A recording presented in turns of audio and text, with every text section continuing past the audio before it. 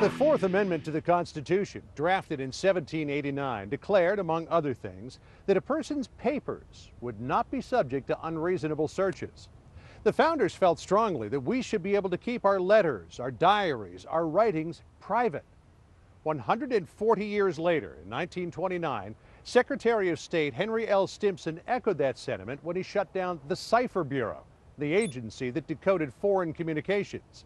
Stimson declared, "Gentlemen don't read each other's mail." Much has changed. A new electronic age of emails, tweets, and blogs, and a new political age posing threats we can't ignore.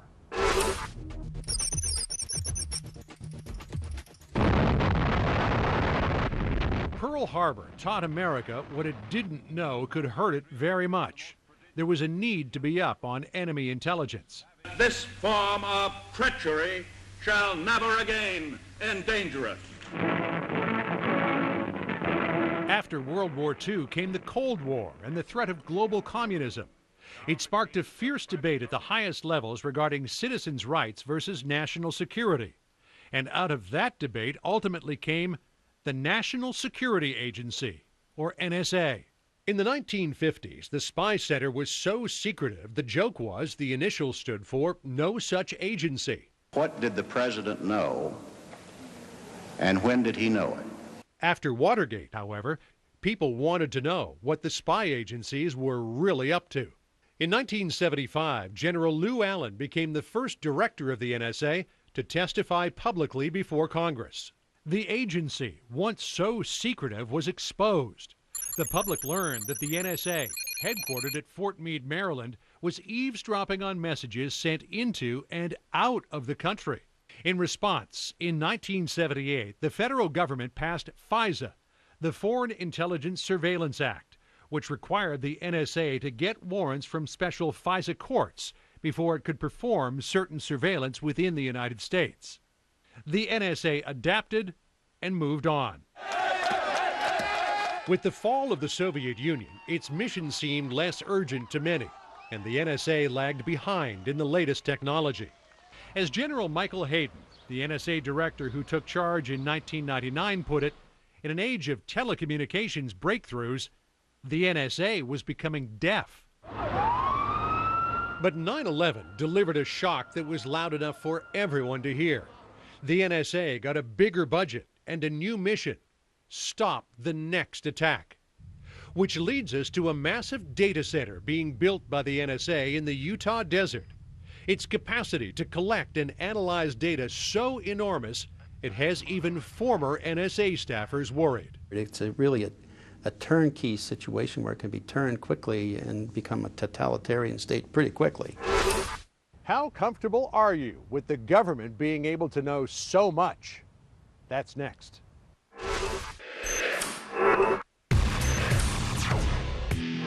Even electrons take up space, though not much. I just bought this memory card, 59 bucks, 64 gigabytes. This can hold almost 30,000 copies of this book, War and Peace. Staggering. But what's even more staggering is an NSA data center, 5 times the size of the Capitol behind me, essentially filled with memory cards and computer chips. You may not know about it, but as Catherine Herridge reports, it may soon know about you.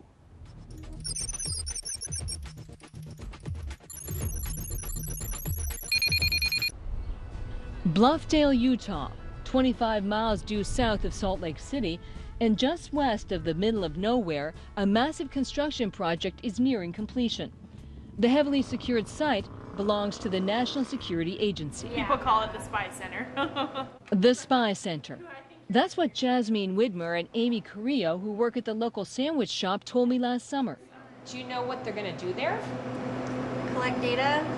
As good a guess as any for the gargantuan facility the NSA has named the Utah Data Center. A lot of rumors fly around, oh, it's monitoring or, but no one knows. We were approached a couple of years ago about possibly bringing water. Mark Reed is Bluffdale's city manager.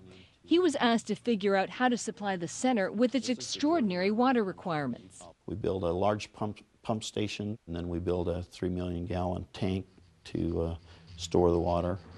A 3 million gallon water tank just to run the air conditioning to cool the computers. The NSA will neither confirm nor deny the specifics, but some estimate the facility will be capable of storing 5 zettabytes of data. To give you an idea of how much data is in a zettabyte, think of it this way. One iPhone 5 has 16 gigabytes of storage. 1 terabyte would be about 62 iPhones. Stacked, that would be 19 inches high. 1 petabyte would be more than 62,000 iPhones, which would reach higher than the Empire State Building. An exabyte would be more than 62 million iPhones, reaching higher than the International Space Station. And just 1 zettabyte would be more than 62 billion iPhones. Stacked, they would reach past the moon.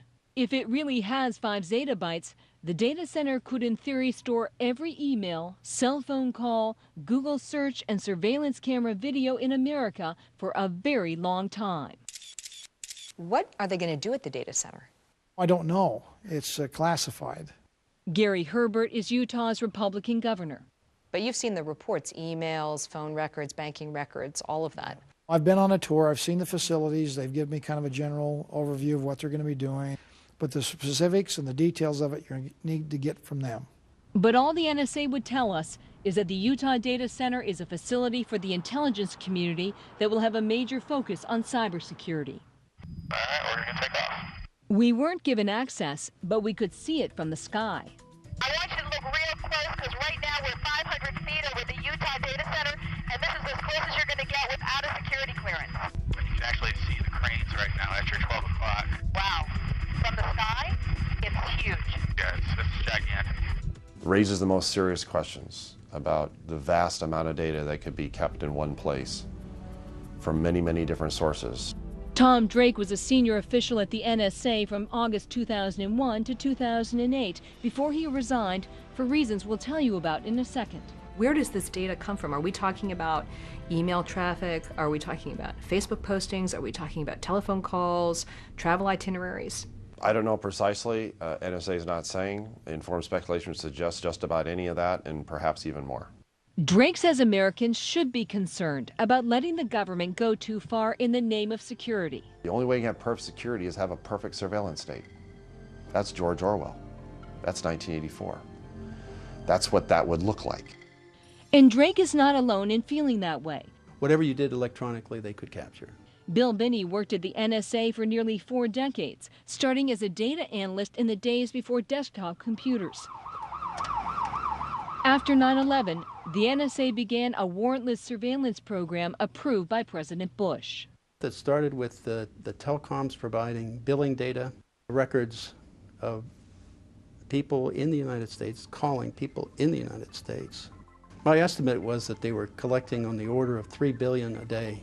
3 billion phone records. 3 billion, yeah.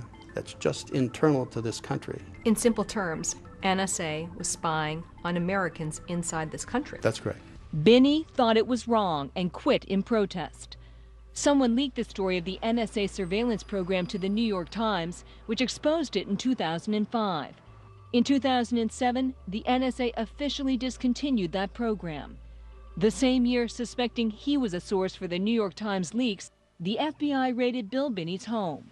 My son answered the door, and they pushed him back with a gunpoint. And then they came upstairs, and I was in the shower, and one guy came in and pointed the gun at my head and said, "Come on out." An FBI agent points a gun at your head, Yep. and you're naked in the shower. I had a towel. Oh, okay, well, good thing. Binney denies being a leaker and ultimately was not charged with any crimes, but a fellow whistleblower was. Remember Tom Drake? His house was searched too. He was indicted on 5 counts of espionage. The government ultimately dropped those charges in a deal where Drake pleaded guilty to a single misdemeanor of misusing a government computer. I did have contact with a reporter, but the agreement with the reporter is I would not share anything that was classified in any way, shape, or form.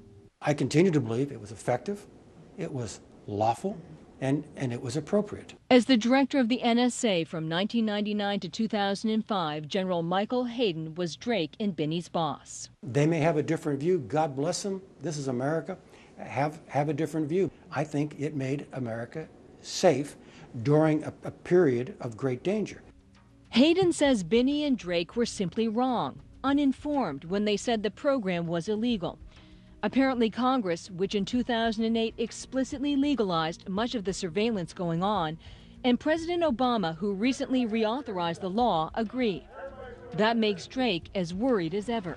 He believes President Obama has used that power even more aggressively than the man Democrats accused of shredding the Constitution, George W. Bush. I've had private conversations with people that used to work in the Bush administration, and their reaction is, whoa, we never could have gotten away with even half of what apparently the Obama administration is now doing. If anything, the secrecy regime has been significantly expanded. Far less transparent than the Bush administration. Actually, yes. That's another reason why Binney and Drake have become fierce critics of the massive Utah data center. The real question is, what is the government going to do with it? Or what could they do with it? And what are the controls? What are the oversight means? One man we hoped would answer it, the current director of the National Security Agency, General Keith Alexander. When he declined requests to sit down with us for an interview, we stopped by the offices of a Washington think tank, where Alexander was speaking at a cybersecurity event. Will the Utah Data Center hold the data of American citizens? No. We don't hold data on U.S. citizens, the people there at NSA. They take protecting your civil liberties and privacy as the most important thing that they do, and securing this nation. And so when people just throw out, oh, they're going to have all this stuff at Utah Data Center, that's baloney. That's just ludicrous. Now, I'm not going to come out and say, well, here's what we're doing at Utah. That would be ridiculous, too, because it would give our adversaries a tremendous advantage. We're not going to do that. But Binney says Alexander's protestations miss the point. This is not about the character of his former NSA colleagues. It's about the possibility that the government's stunning new capacity to collect, store, and analyze data will tempt less than noble leaders, if not now, then in the future. It's really a turnkey situation where it can be turned quickly and become a totalitarian state pretty quickly. The capacity to do that is being set up. If we get the wrong person in office or in the government, they could make that happen quickly. Life, liberty, and the pursuit of happiness, we balance those three virtues all the time. The question people like me ask the American people is, so how much more do you want me to do? Ruthless people, risky business, the man who knew too much. These are all videos the recently deceased judge Robert Bork once rented. How do we know? Because when Bork was nominated to the Supreme Court, his rental history was leaked to the press. This privacy violation so outraged people that in 1988, Congress made it a federal crime to disclose someone's video rental records. Now it seems numerous websites don't merely know what you've watched, but what you want to watch next. Most people assume the NSA can know a lot more than that. Can they? Claudia Cowan reports.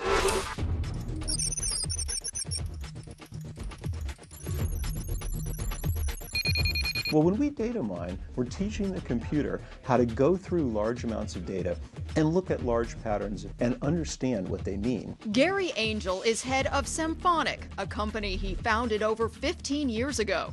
That makes it, he says, one of the most experienced players in the data mining game. I'm using a tool here called a listening tool. So this tool collects information on things like Twitter. A big part of what the folks at Symphonic do is scan the web and analyze data. It's not unlike what the NSA will try to do at the Utah Data Center. Sift through the noise of all the world's electronic communications, isolate the fragments of troubling data, then connect those dots before a threat materializes. What do you think would surprise people most about data mining? What don't they know? I think how clumsy it is, how much work goes into getting even the simplest conclusions out of the data.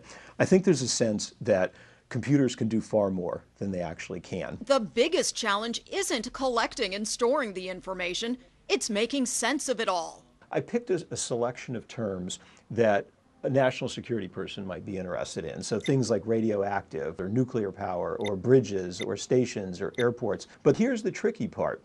If we miss stuff, we don't know it. That's really bad. Right. But on the other hand, if you turn up lots and lots of things that you say might be threats and none of them are, people lose confidence in the data. They stop looking at it. It's the old crying wolf syndrome, right? So, according to Angel, even Big Brother faces roadblocks. But if the NSA wants to track you, the Utah Data Center will likely have the ability to do it. That being said, I think people should be realistic. There's no human reader going through and looking at your emails. It's impossible. A human is only going to look at the things the computer throws out as interesting or important. Do you think people have basically accepted that in this post-9/11 age, they're going to trust the government to do what's right with their digital data? Would any of us go back to a world without the internet? I think not. So the world is probably better, but along with it being better, we've introduced a whole new set of risks. When we return, growing up at an age where all those stupid things you do can live forever on the internet. In the late 1800s, future Supreme Court Justice Louis Brandeis worried about a new phenomenon: snapshot photography. If newspapers could snap and print anyone's picture, what would happen to our privacy? Years later on the bench, he wrote that the right free people value most is the right to be left alone. If that's still true, why are so many people putting so much out there online?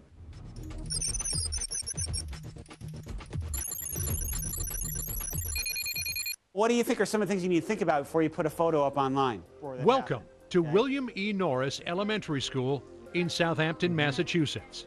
Can't be inappropriate because then you get a reputation for that and it's bad. Kevin Hodgson is teaching his 6th grade class how not to ruin their lives with their iPhones or whatever gets them online. And we've been doing it for about 3 years, partly because I was noticing my students talking about their lives on Facebook, and it was clear that they weren't quite sure how to navigate through that. You should ask yourself, like, do you really need to put this up there? Do you really need to put this up there? Okay, good question. One of the things that I noticed my 11-year-olds is that they're fearless with technology. They'll dive right into whatever it is and figure out the ramifications of it later. What can the potentially harmful effects of posting something inappropriate be? We're talking about them developing their digital personality right now that will impact when they're going to jobs in the future and colleges. That's hard for an 11-year-old to grasp. I tell my kids you can't do things or say things in certain ways because it's going to follow you. Stacy Bartolomeo's son Anthony is in Kevin Hodgson's class. She also has a 10th grade daughter, Francesca. Both have laptops and iPads. What are your concerns about that? I want them to go to college someday. And I want them to not have the admissions officer come and say, well, this was happening when you were in high school or when you were in 7th grade or things like that. Of course, it wouldn't be surprising if some kids thought their parents worried too much. After all, think about all those ridiculously rich and famous people who arguably got that way thanks to many a parent's worst nightmare in the internet age. Kim Kardashian's sex tape was uploaded on the internet. Soon, she was a reality show star and the center of a multi-million-dollar empire. Paris Hilton was just a local New York socialite hoping for a reality show hit. Her sex tape on the internet helped make that happen. Winning! And Charlie Sheen's career was teetering on the brink. He began tweeting out all sorts of embarrassing messages and posting videos that in an earlier day would have finished him. As it happens, these days, you can dig yourself out of a hole by shoveling deeper. They would rather have the fame and the celebrity than have, well, I guess I would actually call it a sense of self-respect. Daniel Henninger of the Wall Street Journal's editorial page calls it the age of indiscretion. Do you keep that in the back of your mind? That your son may at some point, or your daughter may even do something outrageous just to get known? I haven't thought about it with my kids. Now that you told me, though, I'm thinking to myself, oh my goodness, what are they going to do? It's out there. It's scary for me to think that way. Bartolomeo's fear captures one of the great paradoxes of the digital age. Half a century ago, novelist George Orwell imagined a society in which our every movement is monitored by an all-seeing figure called Big Brother. Today, big data has far more ability than even Orwell imagined to see, record, analyze everything we do, to even know much of what we think. But one thing would surely surprise Orwell. Instead of our citizens demanding their privacy, they can't wait to give it away. If the root in is behaving like a moron, I think a lot of people are willing to give up their privacy, give up their sense of shame, give up their embarrassment. Problem is, there's just not enough fame or fortune for everyone with a digital camera and a broadband connection. But the capacity to screw up your life does seem limitless. This is Michael's special Italian sandwich. Domino's Pizza employees fired and criminally charged after posting a video of themselves doing gross things to food they were preparing.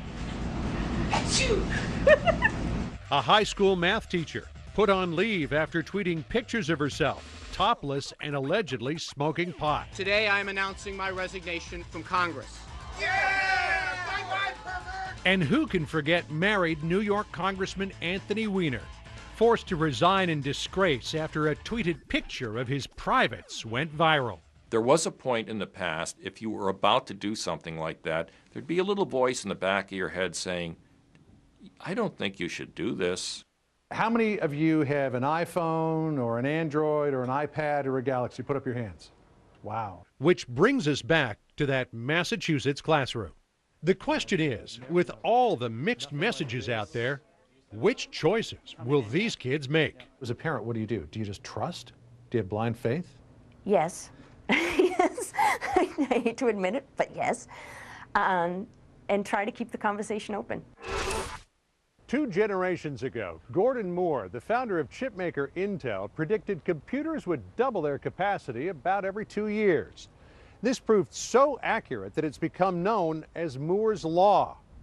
Modern data collecting and mining has expanded with breathtaking velocity. The question is whether our social, political, and legal institutions can keep up to ensure big data doesn't turn into Big Brother. Ultimately, it's only as aware, informed citizens, in other words, by carefully watching for ourselves what's going on around us, that we'll yet keep the country we want. One that's efficient, one that's safe, but also one that doesn't always have us looking over our shoulder. That's our show. Thanks for watching.